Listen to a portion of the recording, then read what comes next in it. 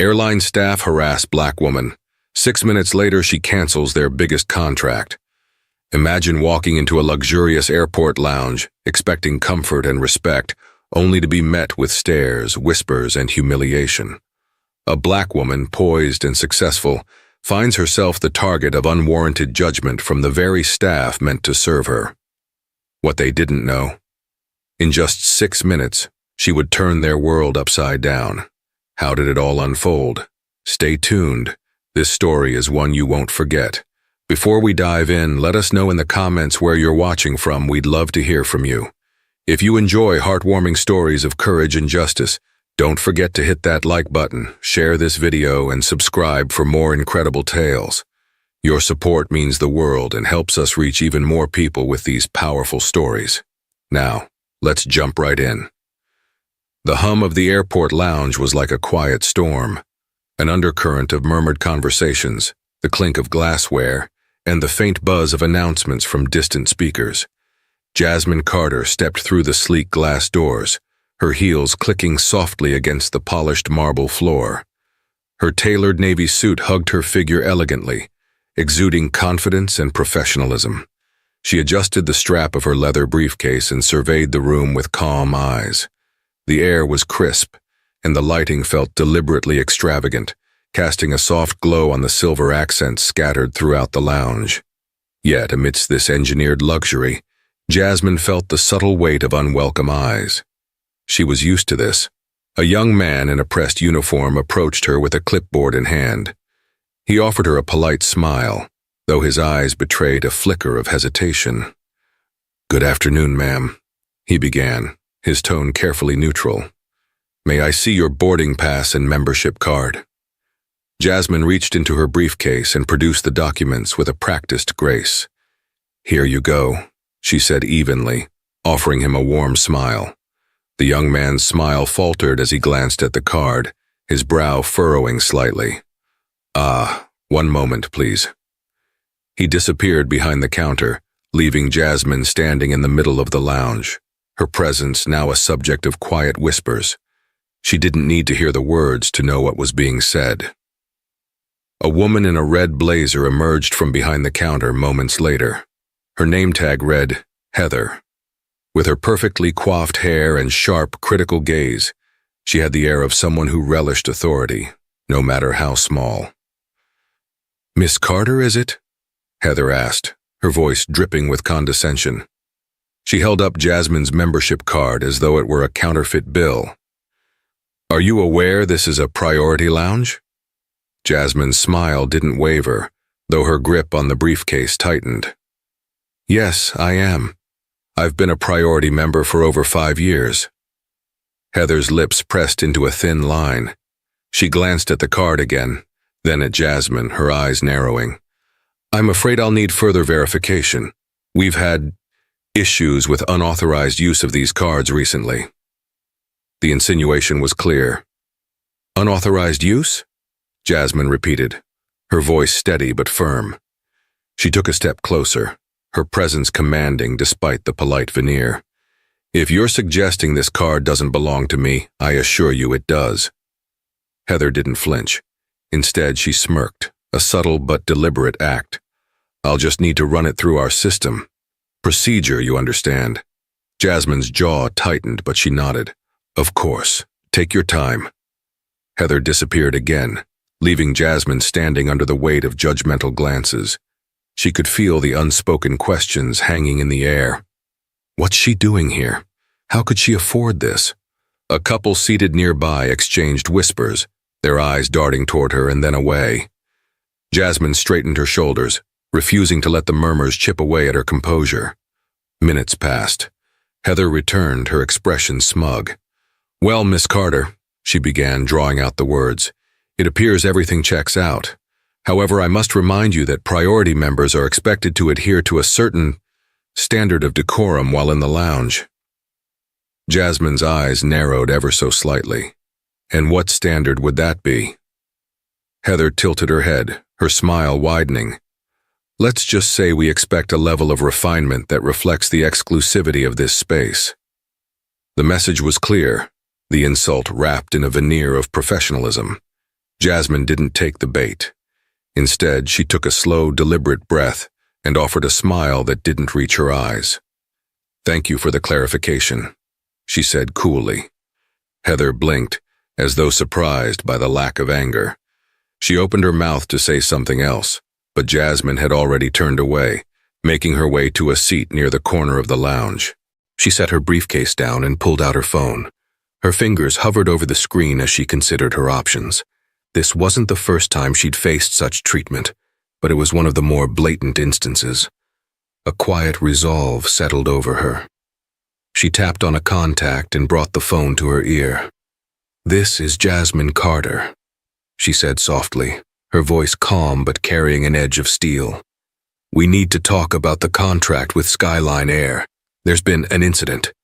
Heather's laughter echoed faintly from the counter, unaware of the storm brewing just 6 minutes away. The lounge's polished hum continued around Jasmine as she ended the call, her hand lingering on her phone for a moment longer than necessary. The familiar pang of indignation rippled through her, but she held it tightly in check, letting her calm exterior remain unbroken. She leaned back in her seat, the supple leather offering little comfort as she silently observed the scene around her. Heather and the other staff had returned to their tasks, their movements laced with a quiet arrogance. Heather's laughter spilled into the air again, sharp and pointed, as though daring Jasmine to react.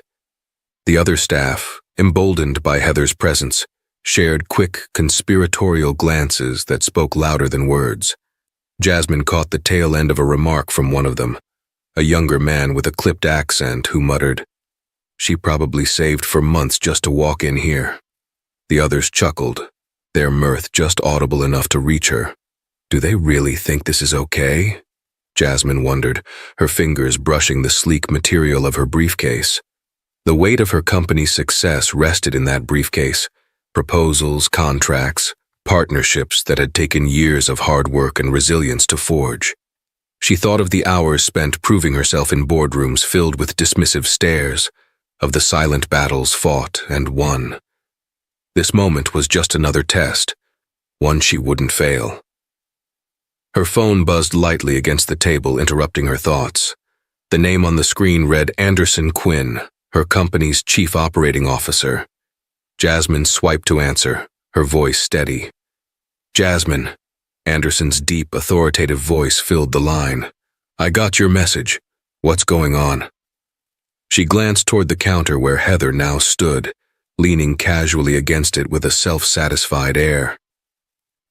"There's been an issue with Skyline Air," Jasmine began, her voice calm but laced with a simmering intensity. "Their staff seems to believe it's acceptable to demean their customers based on appearances." There was a pause on the other end of the line. "Appearances?" Anderson asked, his tone sharp with understanding. "Yes." Jasmine's gaze remained fixed on Heather as she spoke. "I was accused of misusing my membership card. Then I was subjected to veiled insults about my place in this lounge, all of it thinly disguised as protocol." Anderson let out a low, disapproving sigh. "Unacceptable," he said firmly. "Do you want me to initiate the process?" "Not yet." Jasmine leaned forward slightly, her elbows resting on the edge of the table. Her voice dropped, quiet but deliberate. "I want them to feel the full weight of what they've done, Anderson, not just a slap on the wrist." Anderson's chuckle was dark and approving. "Understood. I'll be ready when you are." Jasmine ended the call and placed her phone face down on the table. She allowed herself a moment to breathe, to let the fire in her chest settle into a steady burn. The path forward was clear now, and she was ready to walk it. A commotion broke her focus as Heather's phone buzzed loudly on the counter. Heather glanced at the screen, her smug expression faltering slightly. She answered the call with a bright, practiced tone. "This is Heather, Skyline Air Priority Services," she chirped. Her face changed almost instantly as the voice on the other end spoke, eyes widening, mouth tightening. She turned her back to the lounge, lowering her voice but not enough to hide the tension in her words. Yes, sir. I understand," she stammered, her confident demeanor slipping. "But I didn't realize. Her voice trailed off, and she cast a furtive glance toward Jasmine, who sat watching the scene unfold with calm detachment. The other staff members began to notice the shift. Heather's body language was no longer the embodiment of self-assured authority. Instead, she looked cornered, her shoulders hunched as though she were bracing for impact. One of the junior staff members approached her, whispering something Jasmine couldn't catch. Heather shook her head sharply, her movements jerky and panicked. Heather's phone call ended abruptly, and she turned back to the counter, her face pale. She whispered something to the junior staff, who darted off toward the back office. The other employees exchanged nervous glances, the air in the lounge growing heavy with unease. Jasmine didn't move. She didn't need to. She was content to let them twist in the growing silence, each moment dragging out like the long shadows of an approaching storm. Finally, Heather hesitated before walking toward Jasmine's table. Her once confident stride was now tentative, and her voice, though attempting to remain professional, trembled at the edges. "Miss Carter," she began, her tone markedly different. I'd like to apologize for the misunderstanding earlier." Jasmine tilted her head, her expression unreadable. "Misunderstanding?" she repeated, her voice as smooth as glass. "Is that what you're calling it?" Heather flinched slightly, her hands clasping nervously in front of her. "I assure you, we meant no disrespect. Jasmine held up a hand, cutting her off. "You meant no disrespect, yet you openly mocked me. You insinuated I didn't belong here. Tell me, Heather, would you have done the same to anyone else who walked in with my credentials?" Heather's mouth opened, but no words came out. Jasmine let the silence stretch, each second more suffocating than the last. "You'll understand," Jasmine said finally, her tone cool. "If I don't accept your apology. Actions have consequences, Heather. You'll see that soon enough." Heather's face drained of color, and she retreated without another word. The lounge was quiet again, but the tension was palpable. Jasmine picked up her phone and dialed Anderson. "Pull the trigger," she said simply. Anderson's response was swift and resolute. "Consider it done." The storm was about to break. The lounge seemed to hold its breath, the once busy chatter reduced to scattered whispers and the occasional clink of glass. Jasmine remained seated, her posture regal and her expression unyielding, even as the atmosphere around her shifted. She could feel the weight of their discomfort pressing against her like a palpable force. Heather hovered near the counter, her phone clenched tightly in her hand. Her earlier arrogance had evaporated, replaced by a nervous energy that bordered on panic. Every few moments she glanced toward Jasmine, as if waiting for some cue to undo the unraveling chain of events. Jasmine offered none. Instead, she let her presence loom, silent and unassailable. The glass doors to the lounge hissed open, and a tall, sharply dressed man entered, his movements brisk and purposeful. His tailored suit and silver tie marked him as someone of importance, and the tension in the room ratcheted up several notches as heads turned to follow him.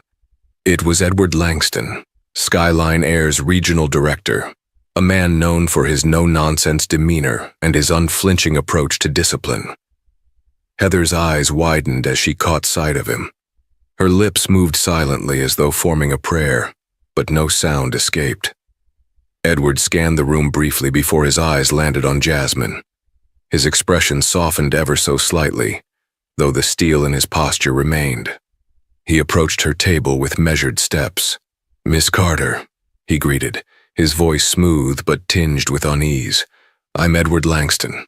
I believe we need to speak." Jasmine offered a polite but distant smile.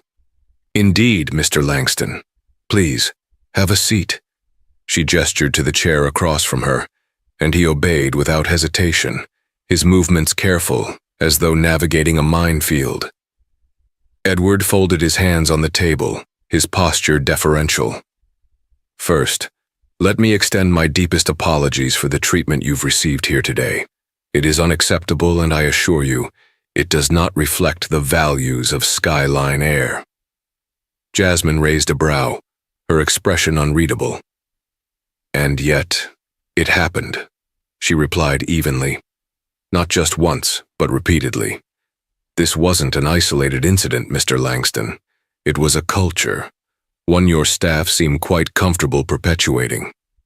Edward's jaw tightened, though his expression remained professional. You're absolutely right, Miss Carter, and I take full responsibility for that culture. Steps will be taken immediately to rectify this. Jasmine leaned forward slightly, her eyes locking onto his. Steps? She echoed. Mr. Langston, I'm not here for vague promises or half measures. Do you have any idea what was at stake in this situation? He hesitated, his gaze flickering toward the staff who were now frozen in place, their earlier bravado replaced with fear. Heather stood stiffly behind the counter, her hands trembling as she attempted to busy herself with meaningless tasks. I do, Edward said finally, his voice quieter but no less firm. Your account is one of our largest and most vital. Losing your partnership would what? Jasmine interrupted, her tone sharp but measured. Be inconvenient, costly, embarrassing. She sat back in her chair, folding her arms. What about the humiliation I endured? The assumptions, the blatant disrespect? Do you know how many times I've had to prove myself, simply because I walk into rooms like this with the wrong skin color? Edward flinched, but he didn't look away. Miss Carter, I can't undo what's been done, but I can assure you that those responsible will be held accountable. Skyline Air will not tolerate this behavior going forward. Jasmine studied him for a long moment, the silence between them heavy and charged. Then she nodded once, a small but significant gesture. Good, she said, her voice cool. Because I've already canceled my contract. Edward's composure faltered for the briefest moment, his eyes widening before he quickly masked his shock.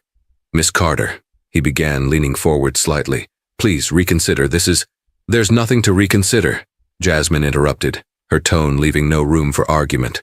I've given Skyline Air every opportunity to prove its worth, and time again it has failed. My decision is final. The weight of her words settled over Edward like a physical blow.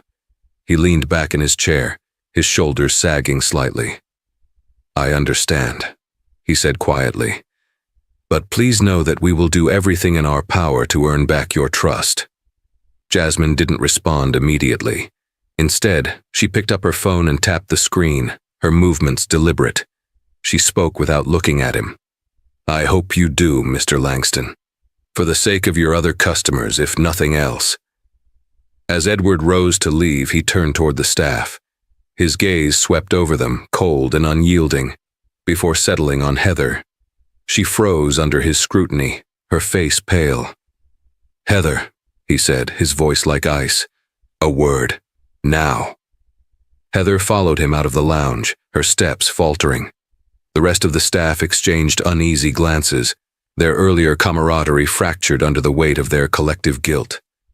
Jasmine watched them for a moment, her expression neutral.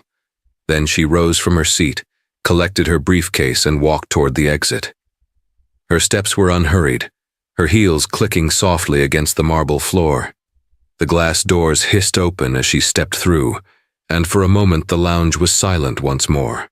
But the storm she had left behind was far from over. The silence in the lounge grew heavier in Jasmine's absence. The soft clinking of glasses, the murmur of distant conversations, all of it felt muted, like the calm before an inevitable explosion. Staff members shuffled nervously behind the counter, stealing glances at the door through which Heather and Edward had disappeared moments earlier. The air was thick with anticipation, and no one dared speak. Heather sat stiffly in the small back office, her hands clasped tightly on her lap. Edward Langston loomed above her, his presence filling the room. The fluorescent lighting cast sharp shadows across his face, emphasizing the tight set of his jaw and the glint of fury in his eyes. Do you have any idea what you've done? Edward's voice was low, but it carried the weight of a storm. He leaned on the edge of the desk, his knuckles whitening as they pressed into the wood. Heather swallowed hard, her confidence from earlier now completely shattered. Sir, I didn't. You didn't what? Edward snapped, cutting her off. Didn't think, didn't care, or didn't realize that the woman you just humiliated controls one of the most significant partnerships this airline has ever had. Heather's mouth opened and closed like a fish gasping for air. She searched for words, but none came. The realization of the magnitude of her actions was finally sinking in.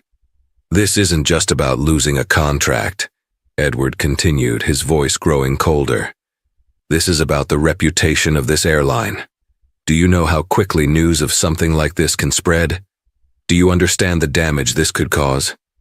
Heather's hands trembled in her lap. "I didn't mean to offend her," she said weakly.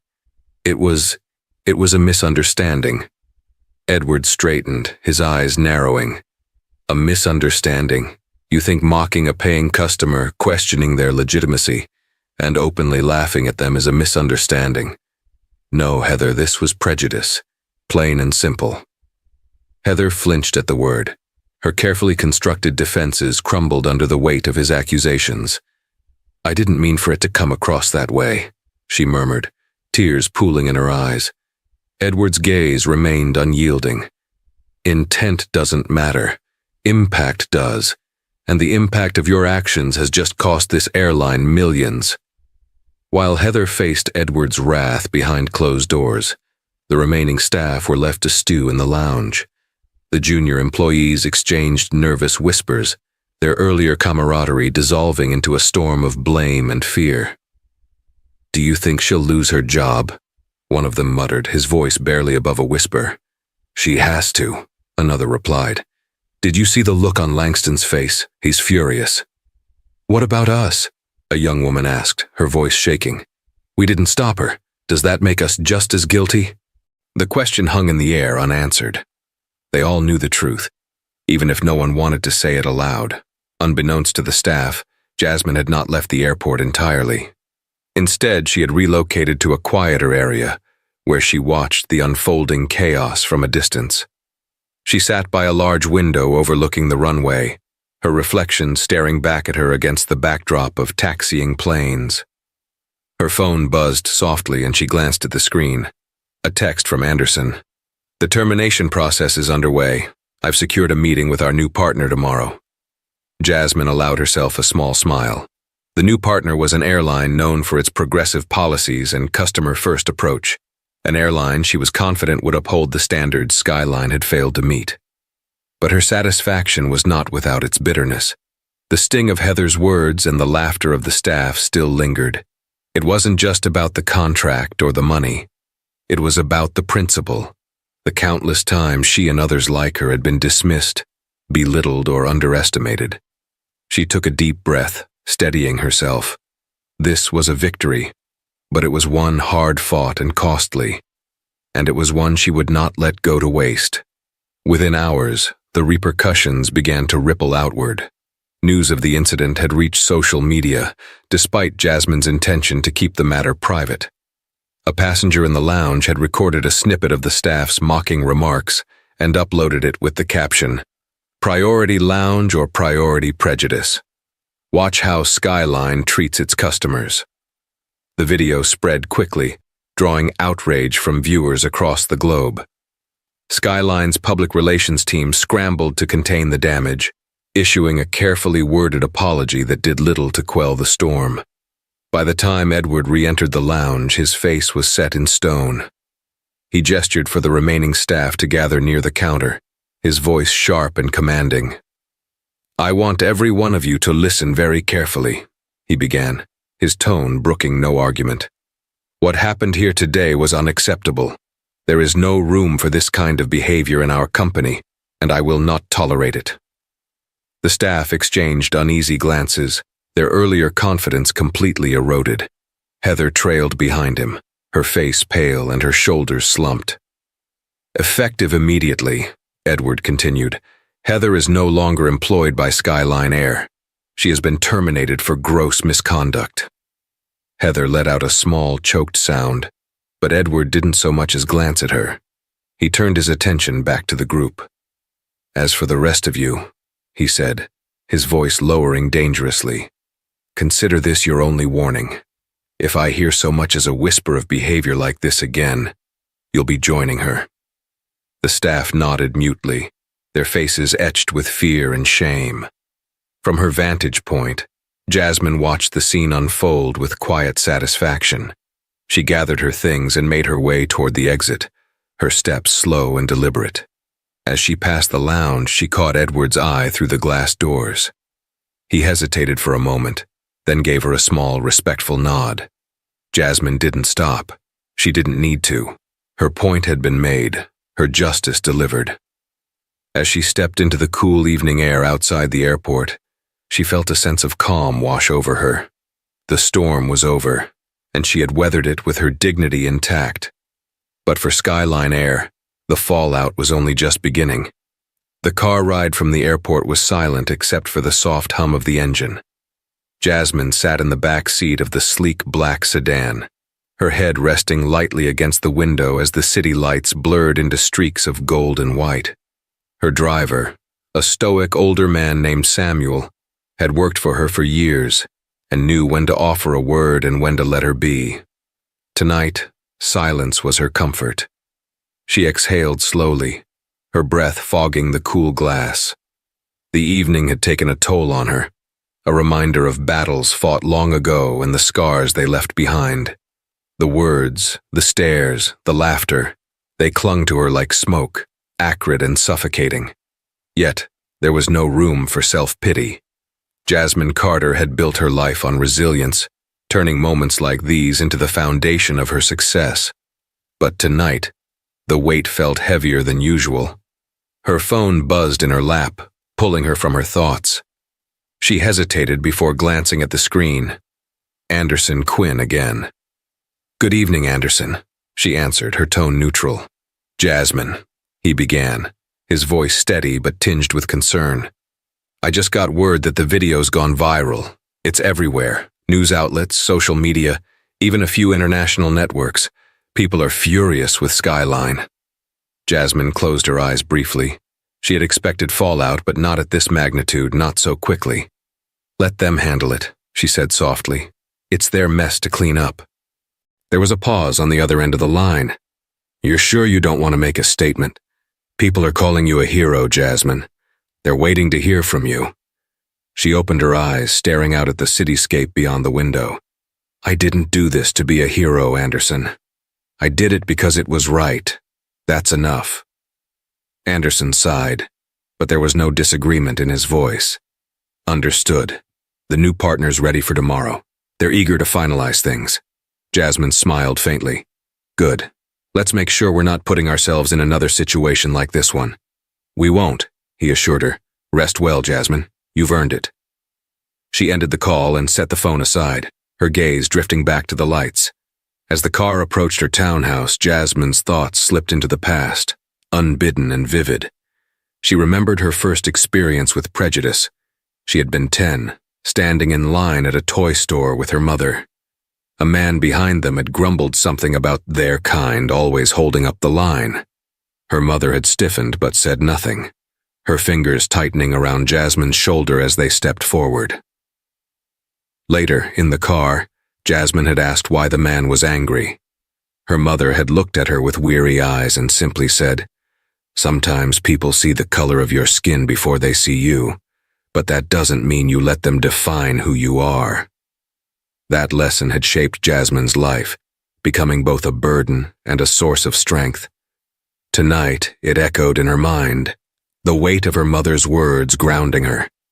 The following morning, the fallout from the incident had grown exponentially. Jasmine sat in her sunlit kitchen, sipping her coffee and scrolling through the endless stream of articles, tweets, and videos.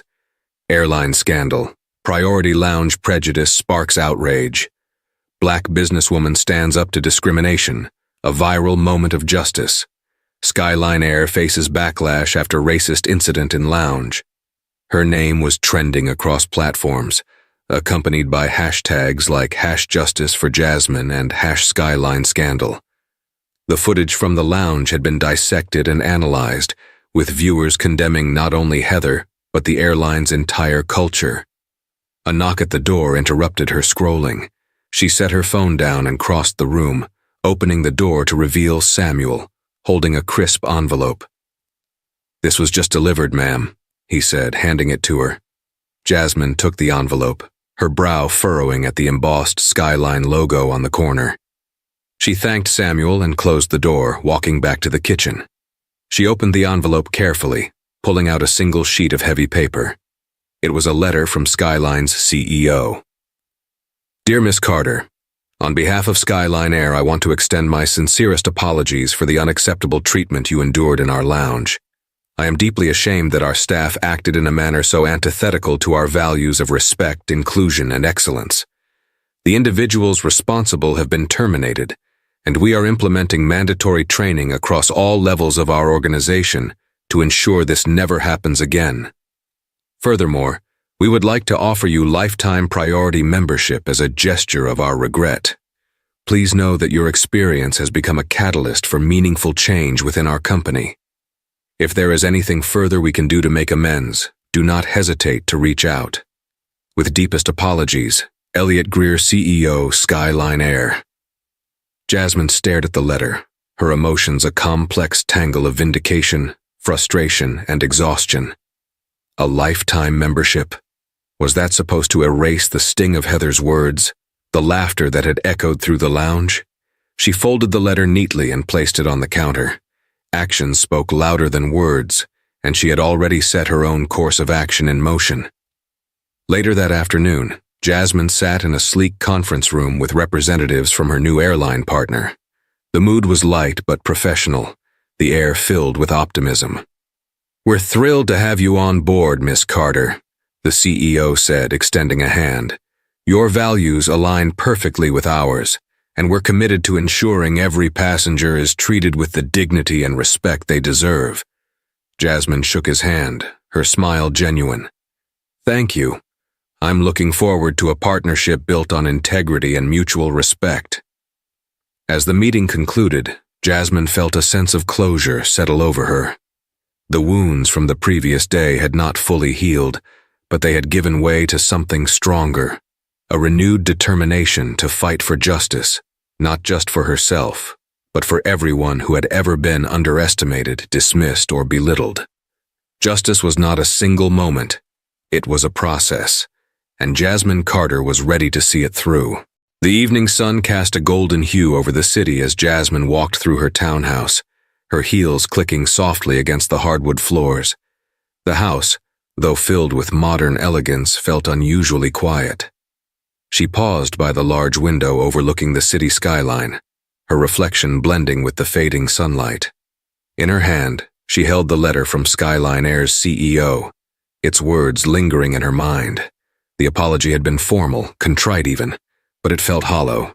A lifetime membership and promises of corporate change could not erase the deeper wounds inflicted by that night, wounds that weren't just hers but echoed the experiences of countless others. She placed the letter on the sleek black coffee table and sat down, her thoughts racing. Was it enough to let this go? To move forward with her new partner and leave Skyline to deal with the fallout? The answer came almost immediately. No. Jasmine Carter didn't just walk away from battles, she finished them. Jasmine retrieved her laptop from the side table and opened it, the glow of the screen illuminating her face. She began typing with purpose, her fingers moving deftly across the keyboard. If Skyline Air was truly committed to change, it would take more than a single letter and a few firings. She delved into the company's history, scrolling through employee reviews, customer complaints, and past controversies. What she found wasn't surprising, but still infuriated her. A pattern of discrimination complaints buried beneath polished PR campaigns and carefully worded settlements. A former employee's testimonial caught her eye. Skyline talks a big game about diversity, but behind the scenes, it's a different story. I witnessed firsthand how certain customers and employees were treated differently based on their background. It's a toxic culture they refuse to address. Jasmine's jaw tightened as she read further. The stories were eerily similar to her own experience. Customers humiliated, employees marginalized, all under the guise of procedures and protocols. This wasn't just an isolated incident. It was a systemic issue. The following morning, Jasmine placed a call to Anderson. His voice came through the line, crisp and alert as always. "Good morning, Jasmine. How's everything on your end?" "Busy," she replied, her tone calm but resolute. "I need your help with something." "Of course. What's on your mind?" "I've been digging into Skyline Air's history," she said, leaning back in her chair. "What happened to me wasn't an isolated case. It's part of a pattern, a culture that's been allowed to thrive unchecked." Anderson let out a low whistle. "I figured as much. What do you want to do about it?" Jasmine's gaze drifted to the skyline outside her window, her eyes narrowing slightly. "We're going to expose it, publicly. This isn't just about my experience. It's about every person they've wronged, every voice they've silenced. It's time Skyline answers for their actions." Anderson was silent for a moment, then said, "You're not just talking about a press release, are you?" "No," Jasmine said firmly. "I want a full investigation. We'll work with legal teams, journalists, and advocates. If Skyline thinks they can sweep this under the rug, they're about to learn differently." Over the next few weeks, Jasmine assembled a team of professionals who shared her vision. Lawyers specializing in civil rights cases, investigative journalists eager to uncover the truth, and grassroots advocates who had long fought against systemic injustice. Meetings were held late into the night, the team poring over documents, interviewing former employees, and compiling evidence. Jasmine's townhouse became a temporary headquarters, its normally pristine surfaces covered in folders, laptops, and cups of long-forgotten coffee. Through it all, Jasmine remained a steady force, her determination inspiring those around her. One evening, a young journalist named Claire approached her, holding a stack of papers. "Miss Carter, we've found something you should see." Jasmine took the papers and scanned them, her eyes narrowing as the pieces fell into place. Claire continued, her voice tinged with urgency. "It's worse than we thought. There's evidence that Skyline suppressed multiple discrimination claims, forcing employees and customers into settlements with non-disclosure agreements." Jasmine set the papers down, her expression unreadable. "How many?" "Dozens," Claire replied. "Maybe more." Jasmine exhaled slowly, the weight of the discovery settling over her. "Then we've got what we need. Let's make it count."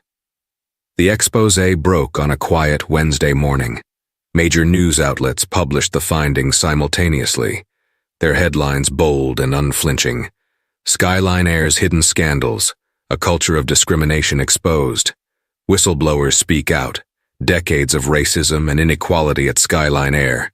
Jasmine Carter's fight for justice spurs national conversation. The articles were detailed and damning, filled with testimonials from employees and customers who had long been silenced. Jasmine's own story served as the catalyst, her name and image plastered across television screens and online platforms. Skyline's CEO, Elliot Greer, was forced to address the media in an emergency press conference. His polished demeanor cracked under the weight of pointed questions, his apologies sounding increasingly hollow. "We are deeply sorry for the pain caused," he stammered. "We are committed to making meaningful changes." A reporter interrupted, holding up a printed copy of the exposé. "Mr. Greer, why didn't Skyline address these issues when they were first reported? Why did it take a public scandal to force your hand?" Greer's response was lost in a cacophony of camera shutters and murmurs. As Jasmine watched the coverage from her office, a quiet sense of satisfaction settled over her. The fight was far from over, but this was a start, a turning point not just for her, but for everyone who had ever been dismissed or dehumanized. Her phone buzzed, a text from Anderson. "You did it, Jasmine. This is bigger than anyone imagined." She smiled faintly, her fingers hovering over the screen before she typed her reply. "We did it, and it's just the beginning." Jasmine Carter didn't just endure storms, she turned them into movements. And this time, the world was watching. The days following the exposé were a whirlwind of media attention, legal inquiries, and public outcry.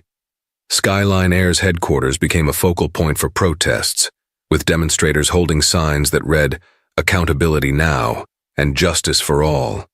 News vans lined the streets, their cameras trained on the entrance as executives shuffled in and out under a storm of flashbulbs and shouted questions. Jasmine watched it all unfold from a distance, her townhouse a sanctuary from the chaos she had helped unleash. The fight was no longer hers alone. It had become a movement.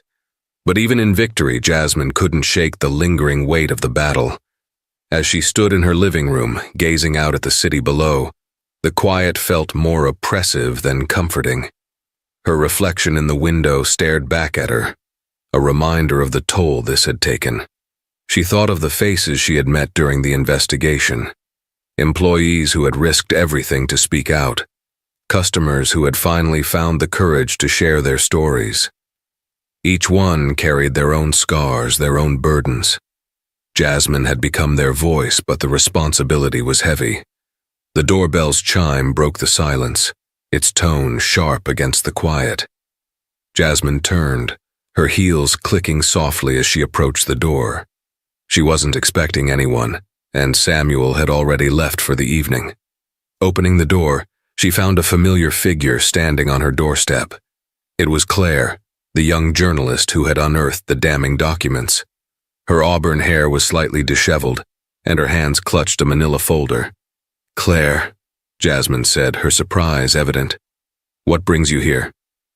"I'm sorry for dropping by unannounced," Claire began, her voice tinged with urgency. "But there's something you need to see." Jasmine stepped aside, gesturing for her to enter. Claire moved quickly, her nervous energy palpable as she placed the folder on the coffee table. "I thought we'd uncovered everything," Claire continued, her words tumbling out in a rush. "But I was wrong. There's more." Jasmine opened the folder carefully, her eyes scanning the documents inside. They were internal memos, emails between executives and financial records. One email in particular caught her attention. "We need to handle this quietly. Any public acknowledgement could damage the brand irreparably. Offer settlements where necessary, but ensure NDAs are signed." The date on the email was recent, just weeks before the exposé. Jasmine's eyes narrowed as she flipped through more pages, uncovering a clear pattern of deliberate cover-ups. "This changes everything," Jasmine said quietly, her voice like steel. "Skyline didn't just ignore the problem, they actively worked to silence it." Claire nodded, her expression grim. "It gets worse. There's evidence that some of the settlements involved intimidation. Employees were threatened with termination if they didn't comply." Jasmine leaned back, the weight of the discovery settling over her. "We can't let this stand," she said firmly. "The public needs to know the full extent of what's happened." The following morning, Jasmine sat in her office, the folder spread out before her. She was on the phone with Anderson, her voice calm but resolute. "This isn't just about exposing Skyline anymore," she said. "It's about making sure the people they hurt get justice. Real justice." Anderson sighed on the other end of the line. "You realize what you're taking on, right? This could escalate into a legal war. Skyline won't go down without a fight." "I'm not afraid of a fight," Jasmine replied. "I never have been. But this isn't just about me. It's about everyone who's been silenced, intimidated, and dismissed. If we don't see this through, who will?" Anderson was silent for a moment before he said, "I'll back you, Jasmine, whatever you need." As the days turned into weeks, the fight became even more intense. Jasmine found herself working late into the night, meeting with lawyers, strategists, and advocates. Each day brought new challenges, but also new victories. Yet the strain was undeniable. One evening, as she sat alone in her living room, the exhaustion caught up with her. She rested her head in her hands, the weight of it all pressing down like a physical force. Her phone buzzed on the table and she glanced at the screen.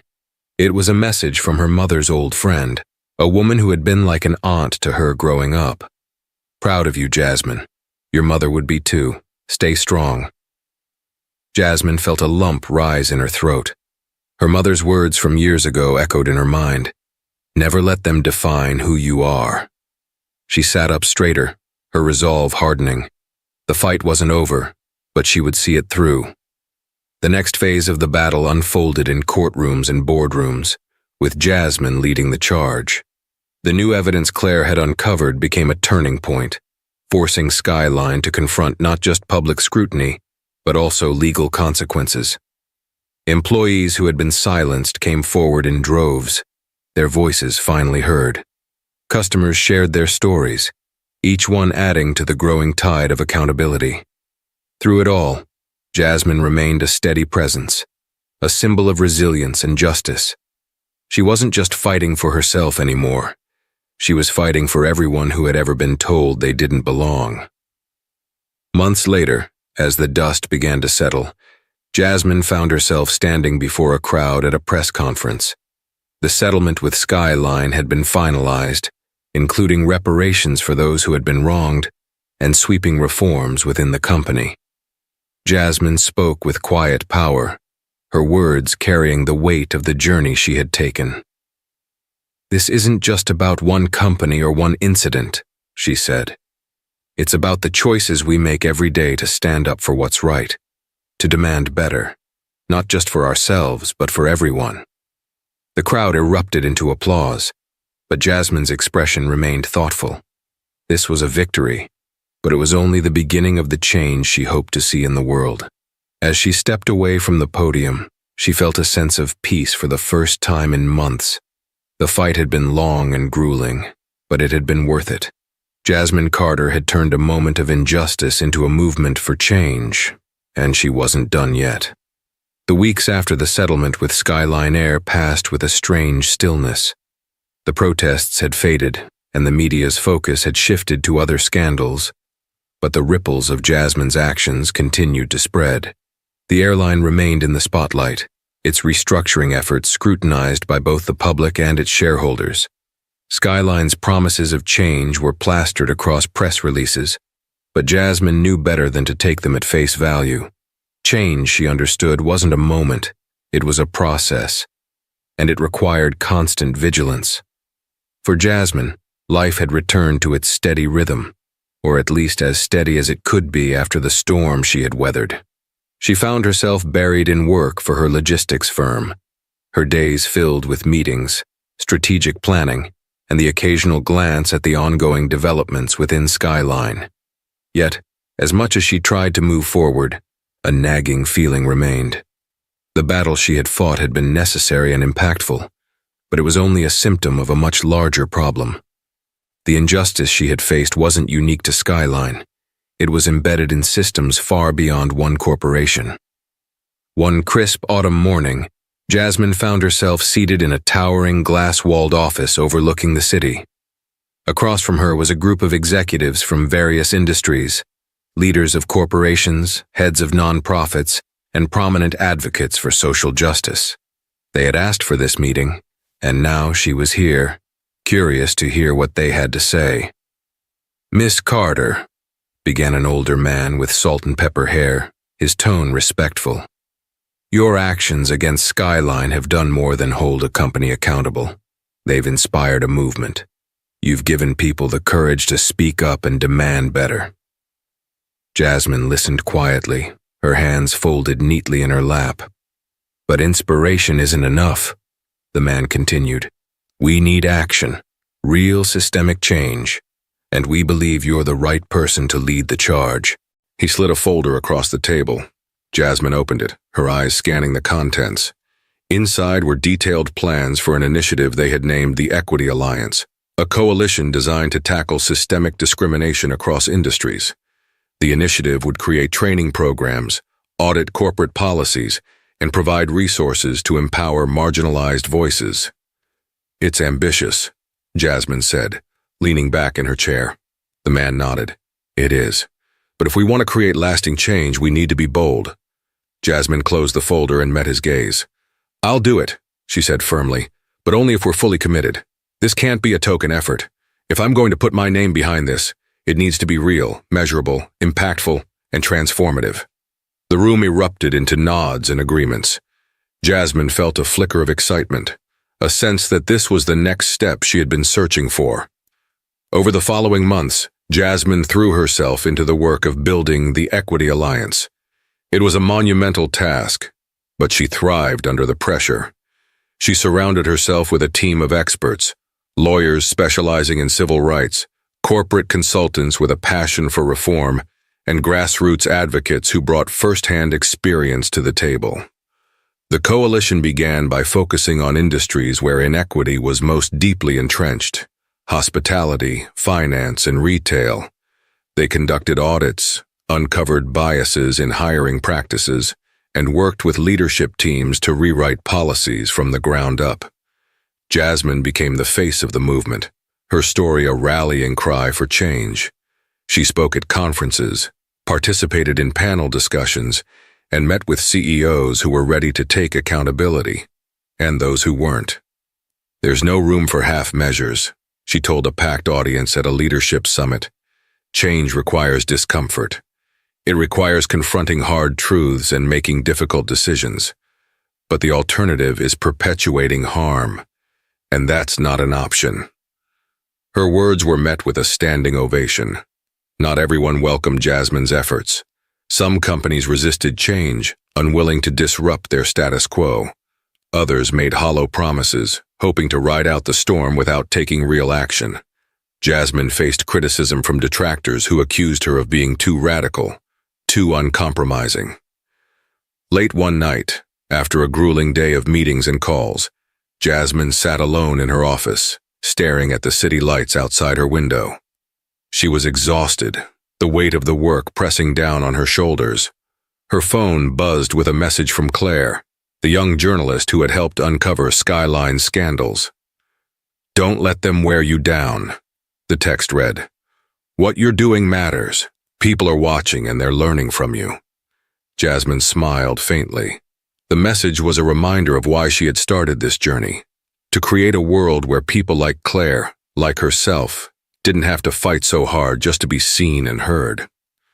Months later, Jasmine stood at the opening of the Equity Alliance's first physical headquarters, a sleek building in the heart of the city.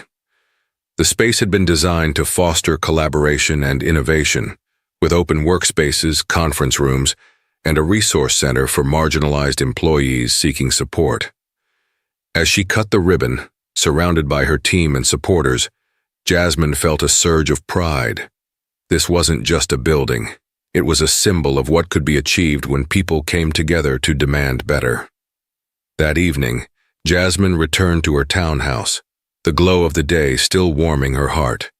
She stepped onto her balcony with a glass of wine, gazing out at the city. Her phone buzzed with messages, congratulatory notes, updates from her team, invitations to upcoming events. She set it aside, choosing instead to savor the moment. Her mind drifted to her mother, whose lessons had shaped her resilience. Jasmine could almost hear her voice. "Never let them define who you are. Define yourself." As the stars began to dot the night sky, Jasmine allowed herself a rare moment of peace. She knew the fight for equity was far from over, but she also knew she had built something lasting, something that would continue to grow and thrive long after she was gone. Years later, the Equity Alliance had become a global force, with chapters in cities around the world. Jasmine's name was synonymous with resilience, justice, and change. At a gala celebrating the Alliance's 10th anniversary, Jasmine stood before an audience of thousands. Her speech was simple but powerful. "This movement isn't about me," she said. "It's about all of us, about choosing to stand up when it's easier to stay silent, about choosing courage over complacency. We've made progress, but the work isn't done. And it never will be. Not until every person in every corner of the world is treated with dignity and respect." The crowd erupted into applause, but Jasmine remained thoughtful. The applause wasn't for her. It was for the movement, for the countless voices that had joined hers in demanding change. As she left the stage, she felt a sense of fulfillment she had rarely allowed herself to feel. The battle was ongoing, but she had built something that would endure. Jasmine Carter had turned a moment of injustice into a lifetime of purpose, and as she walked into the next chapter of her life, she knew the horizon was brighter than ever. And so, Jasmine Carter turned a moment of injustice into a movement for change, proving that resilience and courage can dismantle even the deepest-rooted prejudices. Her story is a powerful reminder that standing up for what's right can inspire change far beyond our imagination. If this story moved you, inspired you, or made you think, don't forget to like, share, and subscribe to our channel. Join us for more stories that uncover truths, celebrate triumphs, and spark conversations that matter. Your support helps us keep these stories alive. Thank you for watching.